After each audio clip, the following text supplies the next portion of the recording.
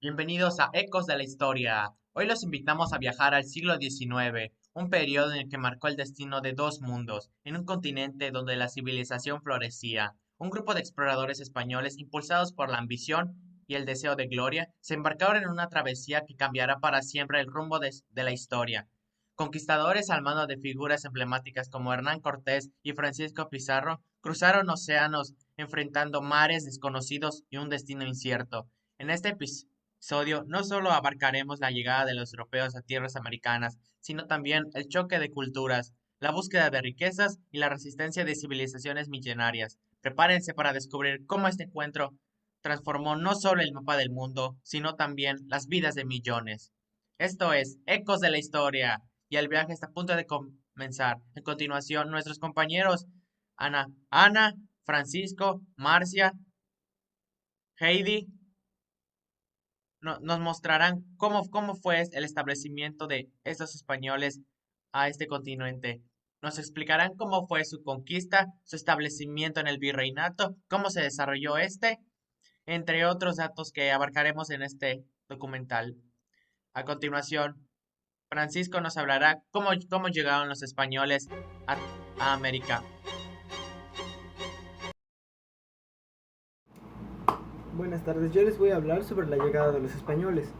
En 1519, Hernán Cortés llegó a las costas de Veracruz con un pequeño grupo de hombres, marcando el inicio de la conquista de México. Después de establecerse en Veracruz, Cortés buscó alianzas con los pueblos indígenas que eran enemigos de los aztecas, como los totonacas, quienes resentían el dominio de los mexicas sobre ellos. Estas alianzas fueron clave para el avance de Cortés hacia Tenochtitlán, la capital del imperio azteca a lo largo de 1519 y 1520. Cortés y sus aliados indígenas marcharon hacia el corazón del imperio, enfrentando y negociando con diversas culturas hasta llegar a la gran ciudad gobernada por Moctezuma II.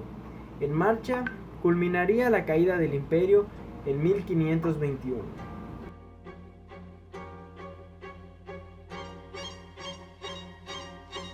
Sí, tal y como acabo de decir, el Virreinato de la Nueva España 1535-1821 fue una entidad territorial integrante del Imperio Español, que se desarrolló durante los siglos VI al XIX.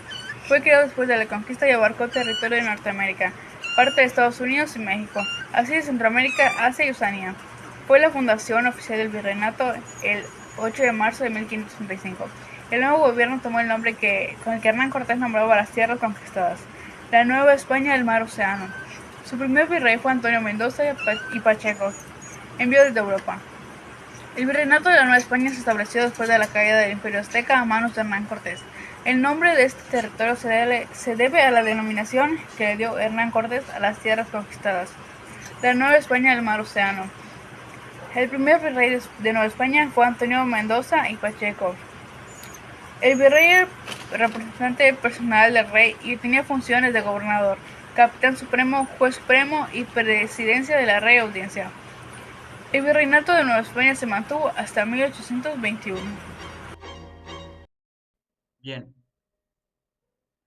Bien, y también hay que hablar que en el siglo XIX el imperio español se encontraba en una incursada, la pérdida de riquezas en las colonias y la presión de otras potencias europeas, quienes las llevaron a la Casa de Borbón a implementar una serie de reformas destinadas a modernizar la administración colonial y fortalecer el control sobre las tierras americanas.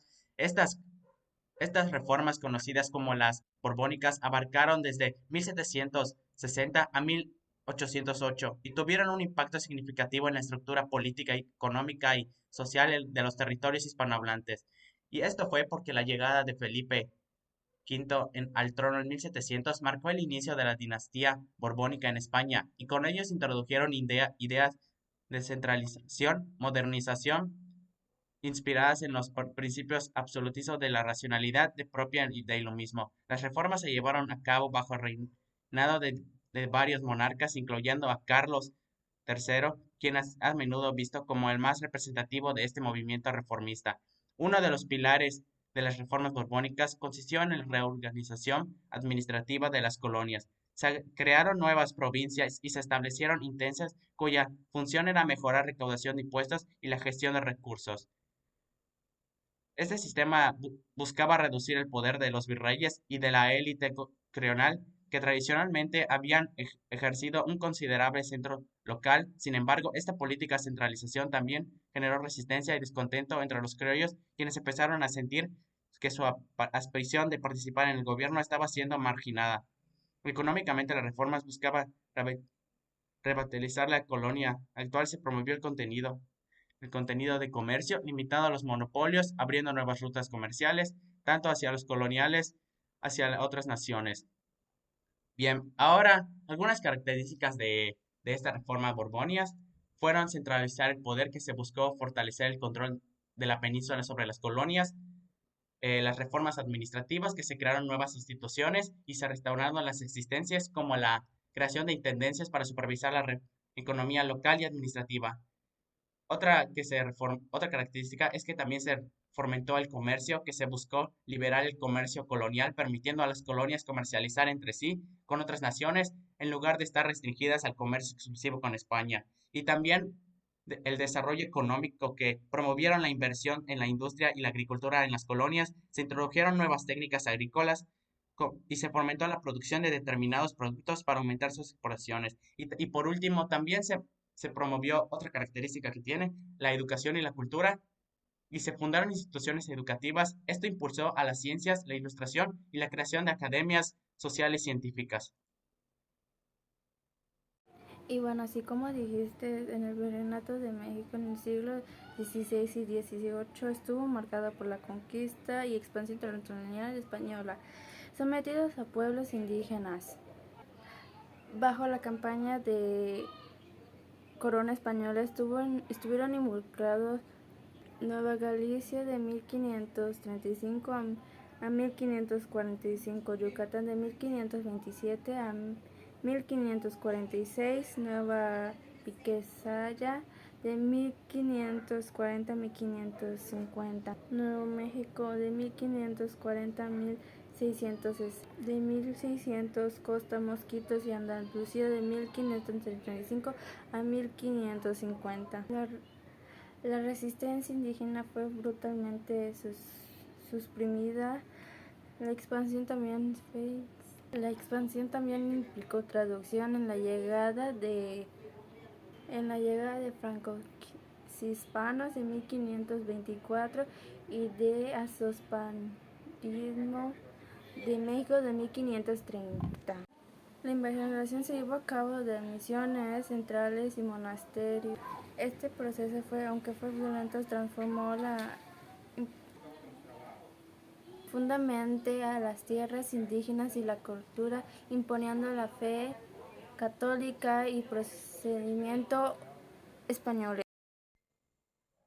Y por último, en el vasto y diverso territorio que conformaba el virreinato durante la Nueva España, los españoles ocuparon un papel crucial que definió no solo la vida económica y política y social de la región, sino también su rumbo histórico. La llegada de los españoles a América en el siglo XIX abrió una nueva era marcada por la interacción entre culturas y la imposición de un sistema colonial que transformó radicalmente el paisaje prehispánico.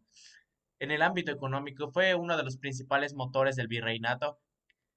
Los españoles establecieron de explotación de los recursos naturales, que incluía la minería, la agricultura y la ganadería.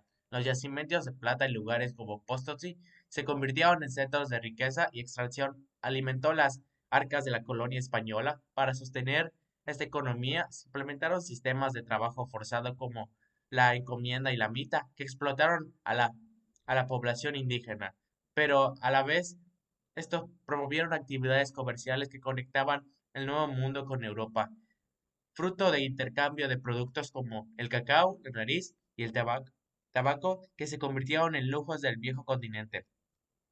Y también en el ámbito económico tuvieron un papel crucial, ya que con una extensión del gobierno español, con el virrey como máxima autoridad en la colonia, este funcionario nombrado por el rey tenía la responsabilidad de mantener el orden, legislar y asegurar la lealtad de la población al monarca. Las decisiones políticas y administrativas se tomaban desde la lejana España, lo que a menudo provocaba tensiones con los criollos descendientes de los españoles nacidos en América, que anhelaban mayores derechos y representación.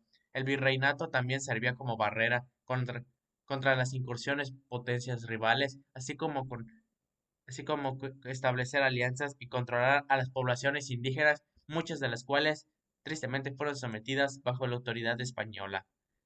Y en el ámbito social, por último, estos promovieron la creación de una jerarquía social rígida que favorecía a los peninsulares, seguida por los criollos, mestizos, indígenas y esclavos africanos. Y bueno, con esto terminamos este noticiero. Buenas noches, días o tardes.